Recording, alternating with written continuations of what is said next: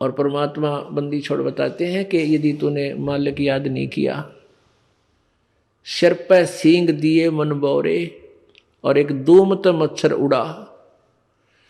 अब वो धूम है ना तेरी, वो तो तेरा कूलर और वो ही तेरा पंखा और वह मच्छरदानी। और एक आधे कर्महीन की वह धूम भी कट जाती है, कीड़े पड़ जाए उसमें, वह काटनी पड़े, वह रह जाती है फिर 8-9 इंच की। और फिर उसने ऐसे करता है बैठा बैठा, वो सुविधा भी छीन ली कर्महीन प्राणी की कि थोड़ी बहुत लंबी धूम होती तो मच्छर उठा लेता थोड़े बहुत। अब कर्महीन के वह धूम भी कट गई। तो जितने पाप करेंगे हम, उसी की एवरेज में, उसी की रेशो में, प्रत्येक योनि में उतना ही कष्ट। पहले तो गधा और ऊपर तो अंधा, तो कितने पाप किए होंगे उस प्राणी ने। फिर बैल और धूम कटगी, वो मच्छर भी ना हटा सकता, मक्खी भी ना उड़ा सकता, थोड़ी बहुत कुछ सहयोग था वो भी खत्म हुआ। तो पुण्यात्माओं, इनको घनी गहराई से सोचो और फिर भगवान और गुरु जी की तुलना करो कि हम कितना बाईपास चल रहे हैं। फिर क्या बताते हैं, कंध जुआ जोते कुआ, कंधों का भुस खावे। ओहो,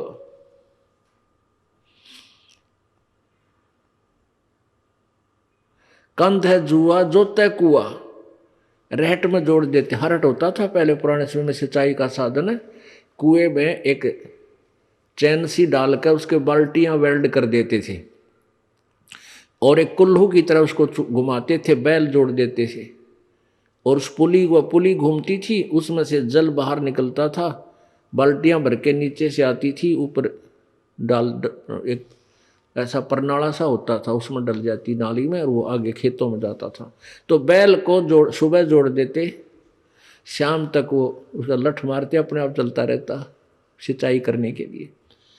तो क्या बताते हैं, और फिर उसको भूख लगती तो उसमें, पुराने समय की बातें हैं, ये गेहूं का चारा नहीं था, जौ होया करते, जौ, और जौ के भूस में इतने तीखे उनके पत्ते होते हैं, नोकेले से, तुस बोलते हैं उनको, कांटे से, और वो तूड़े में होते थे उस भूस में, और वो बैल खाता था।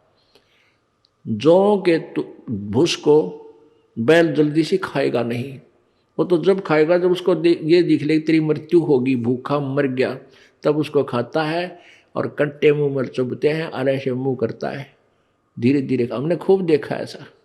तो पुण्यात्माओं, वो दुख उस प्राणी ने कैसे ले लिया? क्योंकि सतगुरु शरण में नहीं गया। मनुष्य जब जीवन था वो भक्ति की को ना। तो ये सारी बातें याद आपको दिला करके आपके हृदय में परमात्मा की भक्ति प्रवेश करने योग्य बनाया जा रहा, ताकि आप दृढ़ता से, और डर के भय बिन भक्ति नहीं होती, और भय ज्ञान से होता है। जैसे बच्चे को ज्ञान हुआ सर्प का, तो फिर वो डरने लगा, उससे जान बचा ली। ऐसे ही हम आपको ज्ञान करा रहे हैं, आपको ज्ञान हो जाएगा तो आप इन पापों से उल्टे हटोगे और आपका जान बचेगी। जान बचेगी मतलब आपका मोक्ष हो जाएगा, 84 लाख योनियों के कष्ट से आप बच जाओगे।